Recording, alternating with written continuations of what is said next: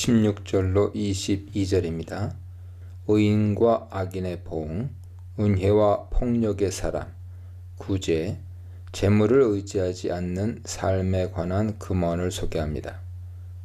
특히 16절로 22절은 유독한 여자로 시작하여서 아름다운 여자로 마치며 그 중간에는 의인과 악인을 대조하는 금언이 들어있습니다. 23절로 31절은 재물을 의지하지 말고 구제하라는 조언과 의인의 보상에 대해 언급하는 금언이 대부분입니다. 먼저 16, 17절은 은혜와 인자가 있는 사람과 포악하고 근면한 남자로 번역되었죠. 포악하고 잔인한 사람을 대조한 금언으로서 서로 연결됩니다. 16절에서는 이들의 성품과 행동으로 남들에게서 얻는 반응을, 17절에서는 그것들이 자기 자신에게 미치는 영향을 진술합니다. 은혜롭고 인자한 사람은 다른 이로부터 존경을 받고 영광을 얻게 되며 자기 자신도 이롭게 합니다. 그러나 폭력적이고 잔인한 자는 재물을 손에 쥘 수는 있으나 스스로 화를 자초하게 됩니다. 16, 17절에서 폭력적인 남자, 잔인한 남자와 인자한 남자가 서로 대조되었다면 이제 21절의 아름다운 여인은 16절의 은혜로운 여인과 대조됩니다.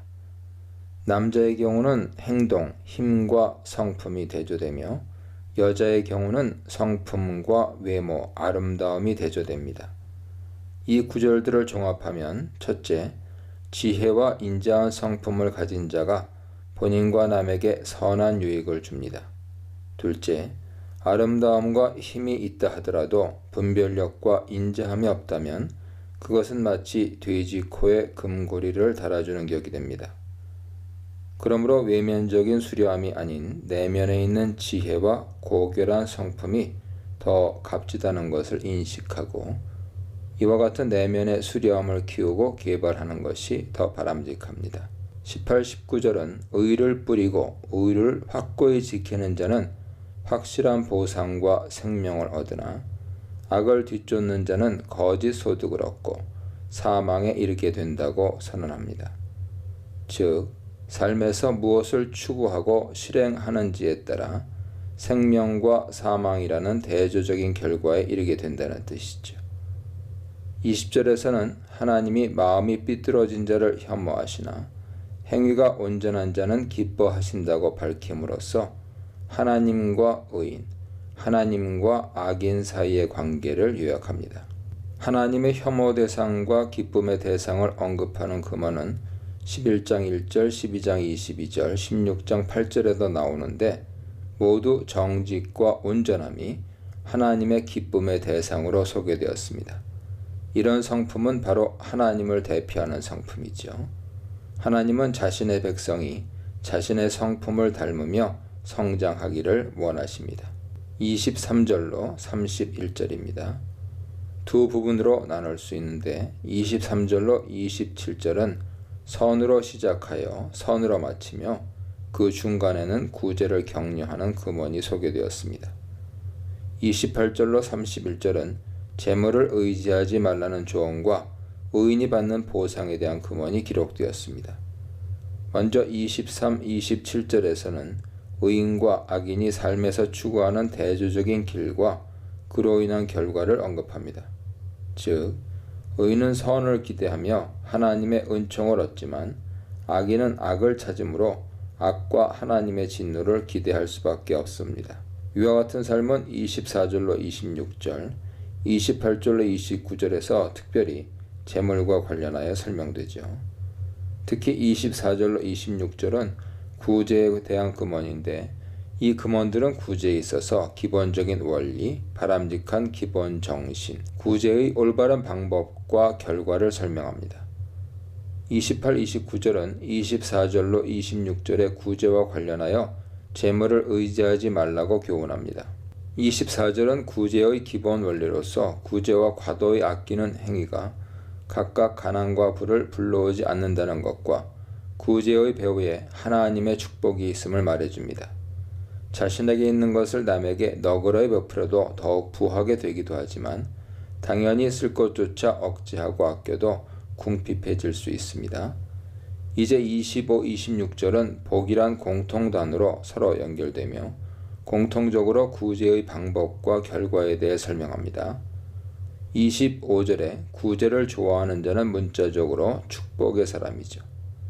이 같은 명칭은 남을 도와주고 구제하는 행위가 남을 축복하는 마음에서 출발한다는 점을 암시합니다.